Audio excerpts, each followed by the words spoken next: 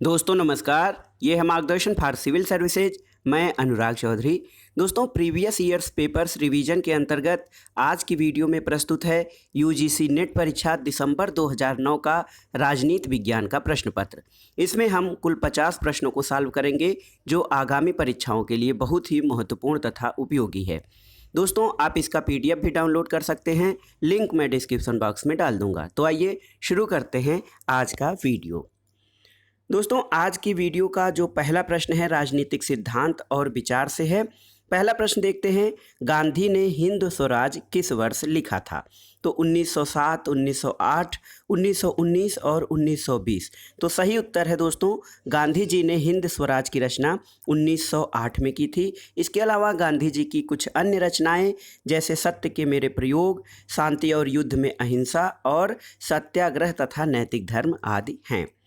दूसरा प्रश्न है, वे लोग यानी नरमपंथी उन पांचों की धूल चाटते हैं जो ठोकर मारते हैं, यह किसने कहा है? दोस्तों ये प्रसिद्ध कथन है कि वे लोग यानी नरमपंथी उन पांचों की धूल चाटते हैं जो उन्हें ठोकर मारते हैं, यह कहा था बाल गंगाधर तिलक ने। दोस्तों बाल गंगाधर तिलक एक महान पत्रकार, शिक्षक, जननायक और स्वतंत्रता संग्राम सेनानी थे। उन्होंने सामाजिक सुधार के कार्यक्रम, राष्ट्रीय शिक्षा, राष्ट्रवाद, स्वदेशी और स्वराज पर बल देकर भारतीय राष्ट्रीय आंदोलन में अपना अमूल्य योगदान दिया था। तो ये कथन कि नरमपंथी उन पांचों की धूल चाटते हैं जो उन्हें ठोकर मारते हैं। अगला प्रश्न है दोस्तों, प्राचीन यूनानी राजनीतिक दर्शन का मुख्य विचार क्या है? ऑप्शन है आपके सामाजिक समानता, व्यक्ति की स्वतंत्रता, उत्तम जीवन और राज्य संप्रभुता। तो दोस्तों सही उत्तर है आपका ऑप्शन सी, उत्तम जीवन। तो प्लेटो के अनुसार अच्छे जीवन की प्राप्ति ही राज्य और व्यक्ति के जीवन का महान उद्देश्य है। अगला प्रश्न देखते हैं। अगला प्रश्न है सुमेलन करना है, तो इसमें से आपको बताना है कि कौन सा सही सुमेलित नहीं है। तो पहला है सत्य की प्रभुसत्ता, ये है मदन मोहन महात्मा गांधी का यानी मोहनदास करमचंद गांधी का, ये सही है। नव मानववाद, इसमें जो आपका ऑप्शन दिया है अरविंद घोष, तो नव मानववाद जो है एम.एन. राय का है, अरविंद घोष का नहीं है, तो इसलिए ये आपका ऑप्शन बी गलत हो जाएगा। सर्वहारा वर्ग की तानाशाही वी.आई. लेनिन का विचार है और नव प्रजातंत्रवाद माओ जेदोंग यानी माओ का विचार है। तो सही सुमेलन और सब हैं, लेकिन नव मानववाद जिसके कि आगे अरविंद घोष दिया गया है ये सुमेलित नहीं है। अगला प्रश्न देखते हैं, निम्नलिखित दार्शनिकों में से कौन सा मध्य मार्ग को अपनाने के लिए प्रसिद्ध है? तो आपने पाश्चात्य राजनीतिक दर्शन पढ़ते समय ये जाना था दोस्तों अरस्तु के बारे में कि अरस्तु मध्य मार्ग या गोल्डन मीन का प्रतिपादन करता है। तो इसलिए सही ऑप्शन हो जाएगा आपका ऑप्शन बी अरस्तु, मध्य मार्ग का प्रतिपादक अरस्तु है। अगला प्रश्न है, कौन निर्माता सिद्धांतवादी नहीं है? आपके ऑप्शन हैं गुंडर फ्रैंक, एस.ई. फाइनर, वालरस्टीन और कार्डोसो। तो इनमें से दोस्तों इनमें से जो आपका विचारक है गुंडर फ्रैंक, एस.ई. फाइनर और इसके अलावा वालरस्टीन तथा कार्डोसो में से जो आपका एस.ई. फाइनर हैं ये सिद्धांतवादी नहीं हैं, जबकि अन्य तीनों विचारक जैसे कि फ्रैंक, वालरस्टीन और कार्डोसो राजनीतिक सिद्धांत के निर्माता हैं। अगला प्रश्न है, निम्नलिखित में से कौन सा अतिवादी नहीं था? तो ऑप्शन है आपके लाला लाजपत राय, बिपिन चंद्र पाल, बाल गंगाधर तिलक और गोपाल कृष्ण गोखले। तो आप जानते हैं कि अतिवादी या उग्रवादी विचारकों में लाल बालपाल यानी लाला लाजपत राय, बाल गंगाधर तिलक और बिपिन चंद्र पाल थे। ऑप्शन डी आपका सही हो जाएगा, गोपाल कृष्ण गोखले अतिवादी नहीं थे, अर्थात गोपाल कृष्ण गोखले नरमपंथी जो है वो विचारक थे। अगला प्रश्न देखते हैं, सूची 1 का सूची 2 से सुमेलन करना है। तो आप विचारकों के और उनके सिद्धांतों के आधार पर इनका मिलान कर सकते हैं। प्लेटो ये दार्शनिक राजा का शासन है, राल्स निष्पक्षता के रूप में न्याय, बेंथम का उपयोगितावाद है और मार्क्स का अतिरेक मूल्य का सिद्धांत है। तो इस हिसाब से आपका ऑप्शन बी सही हो जाएगा। अगला प्रश्न है, निम्नलिखित में से कौन युग्म ठीक से सुमेलित नहीं है? तो ठीक से सुमेलित नहीं है जो युग्म वो आपको सुमेलित करना है दोस्तों। डेविड ईस्टन, तो डेविड ईस्टन राजनीतिक व्यवस्था, इससे संबंधित है। सी राइट मिल्स शक्ति अभियान के विचार देते हैं। जीडीएच कोल्ड गिल्ड समाजवाद से संबंधित है। और डेरिडा जो है उत्तर आधुनिकतावाद यानी पोस्ट मॉडर्निज्म से संबंधित विचारक हैं। तो सही उत्तर ऑप्शन बी हो जाएगा। अगला प्रश्न देखते हैं दोस्तों। अगला प्रश्न है कथन और कारण से संबंधित है। कथन है कि जे.एस. मिल के लिए स्वतंत्रता की सीमा के अंतर्गत चेतना, सोच और भावना की स्वतंत्रता शामिल है, जब तक कि वो ऐच्छिक, अनौपचारिक और नुकसानदेह प्रयोजन के बिना होती हो। कारण है कि स्वतंत्र सामाजिक व्यवस्था को नैसर्गिक अधिकारों के सिद्धांतों से निवेदन के बिना उपयोगितावादी आधारों पर न्यायोचित ठहराई जा सकती है।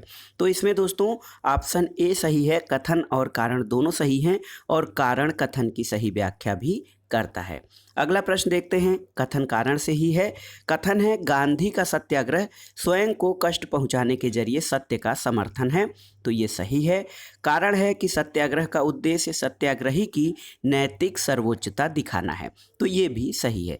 दोस्तों गांधी जी का सत्याग्रह ये मानता है कि जो सत्य का आग्रह होता है वो अपने आप को कष्ट देकर सत्य पर अडिग रहना होता है। तो कुल मिलाकर इसमें ए सही है। कथन और कारण दोनों सही हैं और कारण कथन की सही व्याख्या करता है। तुलनात्मक राजनीति और राजनीतिक विश्लेषण से संबंधित प्रश्नों को देखते हैं। तो अगला प्रश्न है कि एक समय पर देश की राजनीतिक व्यवस्था का अध्ययन अपने सभी संदर्भों में क्या कहलाता है। ऑप्शन है समविन्यासीय उपागम, तुलनात्मक उपागम, संरचनात्मक उपागम और व्यवहारवादी उपागम। तो एक समय पर देश की राजनीतिक व्यवस्था का अध्ययन अपने सभी संदर्भों में दोस्तों कहलाता है समविन्यासी उपागम। तो एक समय पर देश की राजनीतिक व्यवस्था का अध्ययन वो समविन्यासी उपागम कहलाता है। अगला प्रश्न देखते हैं। सीमित सरकार किससे घनिष्ठ संबंध रखती है। ऑप्शन है शक्तियों का पृथक्करण, न्यायिक सर्वोच्चता, द्विदलीय व्यवस्था और विधि का शासन। तो सही उत्तर है आपका ऑप्शन ए शक्तियों का पृथक्करण सीमित सरकार से घनिष्ठ रूप से संबंधित है। और शक्ति पृथक्करण का सिद्धांत इस विचार पर आधारित है कि निरंकुश शक्तियों के मिल जाने से व्यक्ति भ्रष्ट हो जाते हैं, इसलिए अपनी शक्तियों का दुरुपयोग करने लगते हैं। इसलिए शासन के सभी अंगों की जो शक्तियां हैं वो अलग अलग होनी चाहिए।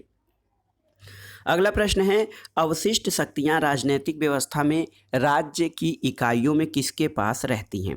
दोस्तों ऑप्शन है यूएसए और भारत। तो यहाँ पर अवशिष्ट शक्तियां इन दोनों जो समूह है इसमें नहीं रहती हैं।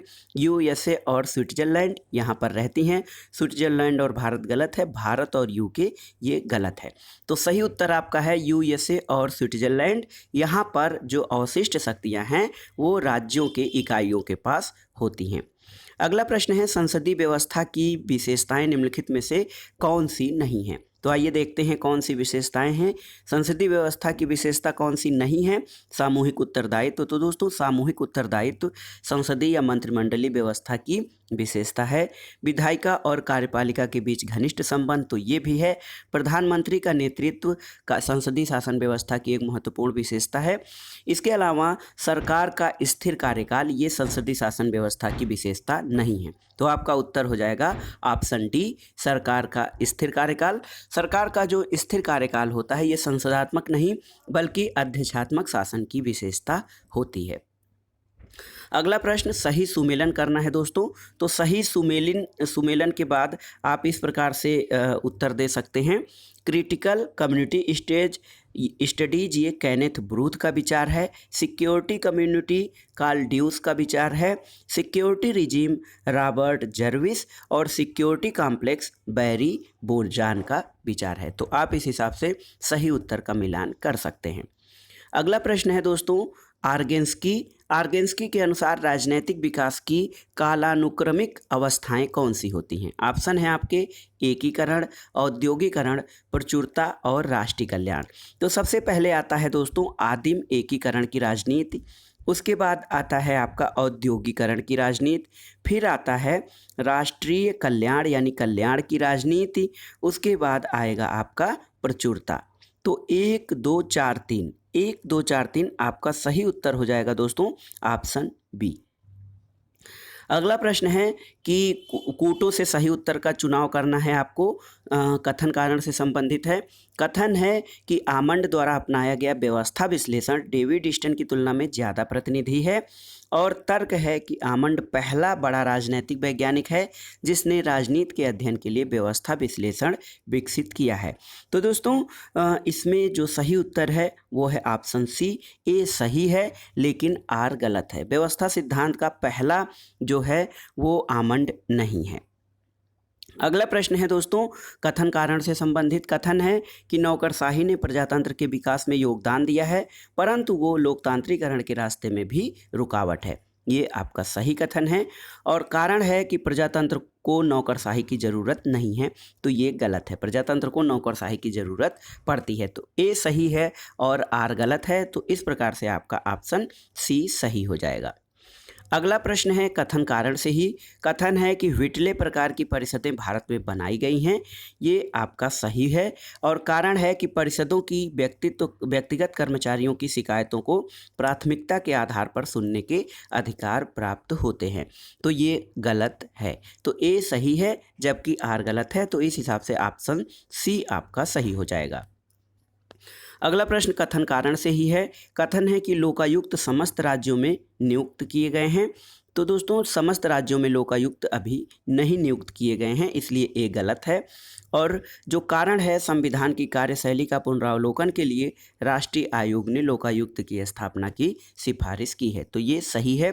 तो ए गलत है जबकि आर सही है। तो इस प्रकार आपका ऑप्शन डी सही हो जाएगा। अगला प्रश्न भारतीय प्रशासन और राजनीति से संबंधित। आइए देखते हैं निम्नलिखित में से कौन सा भारतीय संविधान के अंतर्गत मौलिक कर्तव्यों का हिस्सा नहीं है।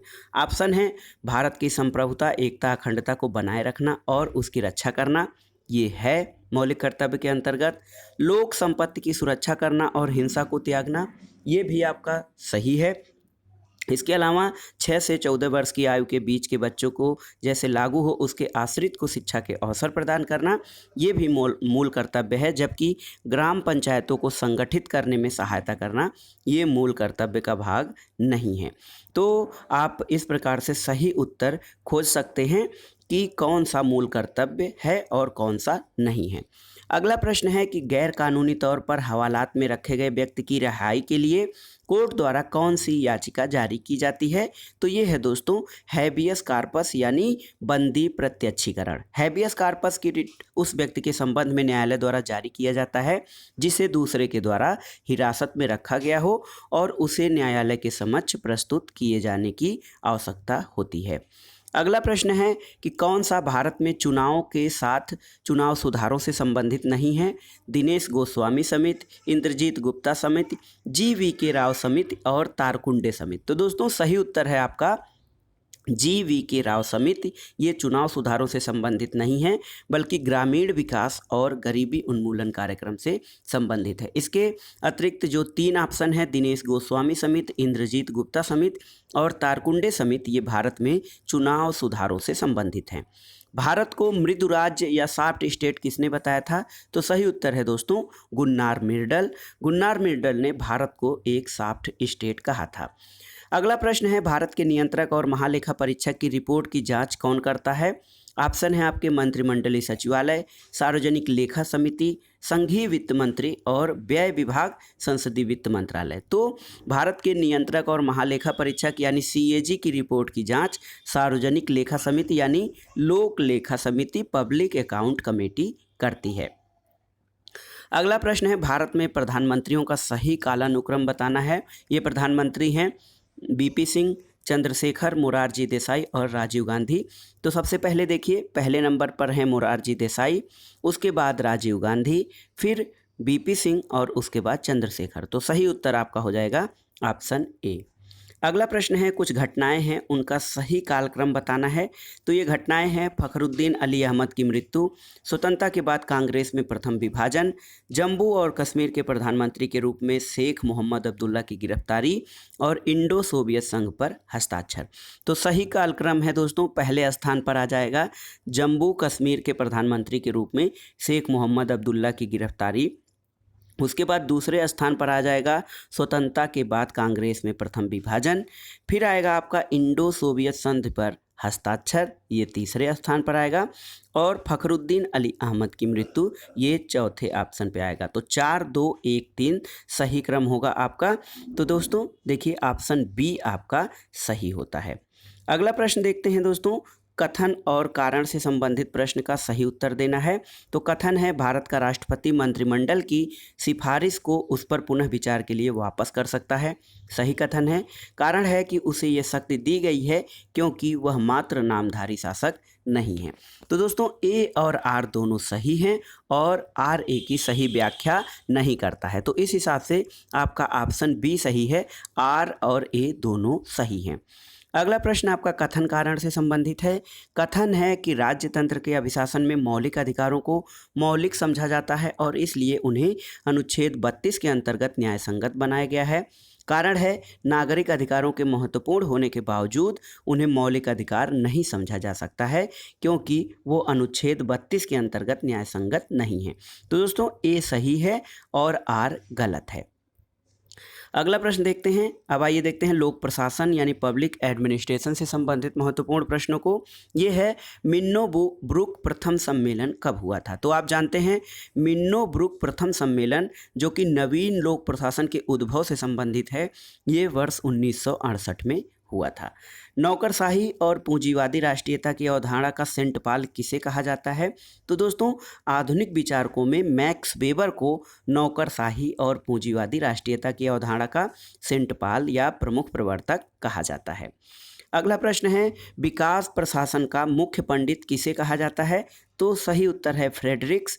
फ्रेडरिक्स को विकास प्रशासन यानी डेवलपमेंट एडमिनिस्ट्रेशन का जो है वो प्रमुख विचारक या पंडित समझा जाता है।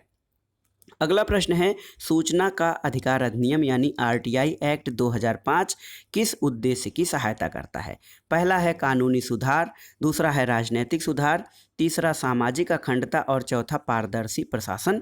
तो सही उत्तर है सूचना का अधिकार अधिनियम 2005, ये पारदर्शी प्रशासन या ट्रांसपेरेंट एडमिनिस्ट्रेशन की उद्देश्य में सहायता करता है। अगला प्रश्न है अंतर्राष्ट्रीय संबंध से, रोनाल्ड रीगन के लिए शैतान साम्राज्य कौन सा था?